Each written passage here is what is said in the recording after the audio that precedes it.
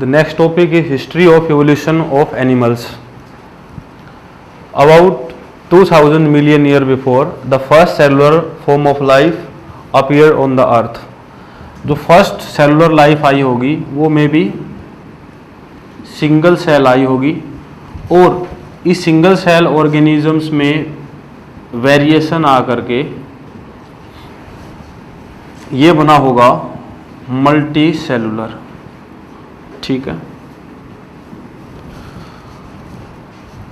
फिर इन्वर्टिब्रेट जो है वो डेवलप हुए थे अबाउट 500 मिलियन ईयर पहले।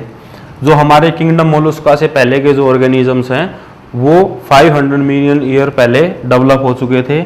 उसके बाद जॉलेस फिश, जैसे आप हमने पढ़ा था, एक जॉलेस फिश होती है पेट्रेमाइजोन।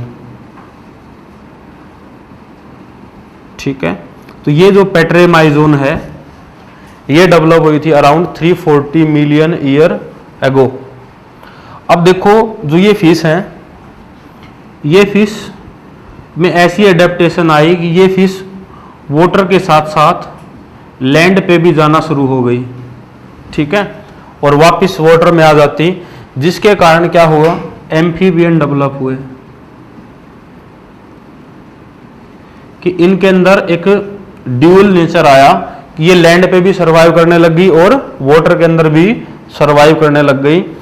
तो इन 1939 साउथ अफ्रीका सैलो लेक के अंदर एक फिश कैप्चर्ड की गई जिसका नाम था कोलेकेंथ, या इन्हें कॉमनली बोला जाता है लोबी फिन्स। तो कोलेकेंथ जो है, जब उसके स्ट्रक्चर को देखा गया तो उनका स्ट्रक्चर मॉडर्न डे फ्रॉग और सैलामेंडर से मिलता था। तो हमने इसको एंसेस्टर दिया गया, हमने कोलेकेंथ को एंसेस्टर समझा गया मॉडर्न डे फ्रॉग और सैलामेंडर का। या मैं कह सकता हूं कि इन्हीं एम्फीबियन से या इन्हीं फिश से एम्फीबियन डेवलप हुए।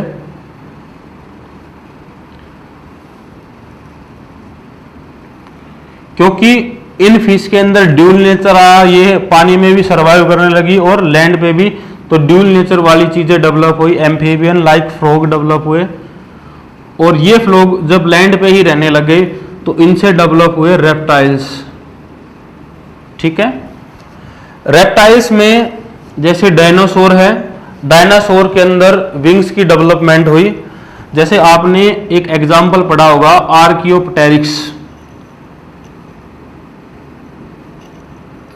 आर्कियोप्टेरिक्स एक लिंक देता है हमें रेप्टाइल और बर्ड के बीच के अंदर। जो ये बड़े बड़े रेप्टाइल्स थे इनके अंदर विंग्स की डेवलपमेंट हुई। इन डायनासोर के अंदर विंग्स की डेवलपमेंट हुई थी सर्दी से बचने के लिए, लेकिन बाद में ये इनका यूज करने लगे उड़ने के लिए। और जब ये उड़ने के लिए यूज करने लगे तो इनके साइज में चेंजमेंट आया, इनकी बोन्स जो है वो होलो हुई और ये बन गए बर्ड। ठीक है, फिर इसके बाद about 250 million year ago continental drift हुआ।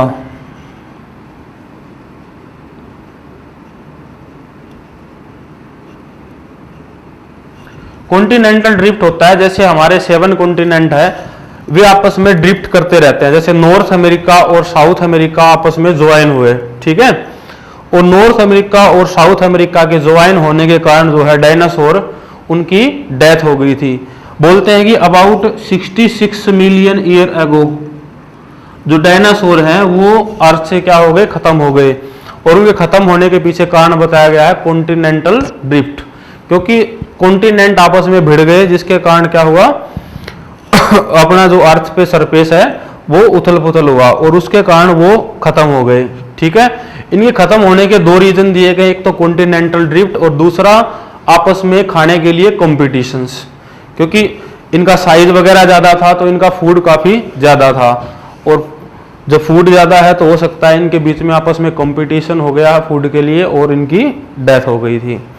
फिर कॉन्टिनेंटल ड्रिफ्ट के बाद कुछ ऑर्गेनिज्म एक प्लेस से दूसरी जगह माइग्रेट हो गए और यहाँ से शुरुआत हुई मैमल्स के बनने की।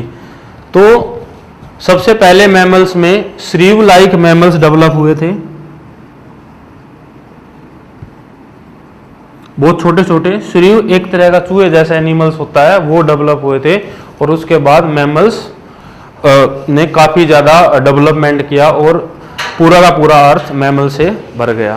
तो ये था हमारा history of evolution of animals.